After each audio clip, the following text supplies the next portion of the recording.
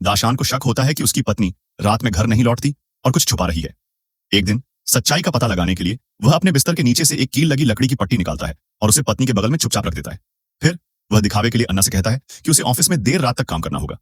अन्ना नींद का नाटक करती है, लेकिन जैसे ही दाशान घर से निकलता है वह तुरंत उठकर तैयार हो जाती है। कुछ ही देर में एक अधेड़ उम्र का आदमी मुस्कुराते हुए घर में दाखिल होता है, जिसे देखकर अन्ना बहुत खुश होती है। वह उसे पकड़कर सीधे कमरे की ओर ले जाती है, लेकिन उसे इस बात का अंदाजा नहीं था कि दाशान पहले ही योजना बना चुका है। अचानक कमरे से दर्द भरी चीखें गूंज उठती हैं। दाशान, जो पहले ही वापस लौट आया था, गुस्से में बेसबॉल बैट उठाकर कमरे में घुसता है। वह देखता है कि वह अधेड़ आदमी कीलों वाली पट्टी पर गिर चुका है और दर्द से चिल्ला रहा है, लेकिन अगले ही पल दाशान की नजर उस आदमी पर पड़ती है और वह उसे पहचान लेता है। कुछ समय पहले जब अन्ना घर लौट रही थी तो यही आदमी उसका पीछा कर रहा था और उसके साथ जबरदस्ती करने की कोशिश कर रहा था। अन्ना ने खुद को बचाने की कोशिश की और गिर पड़ी।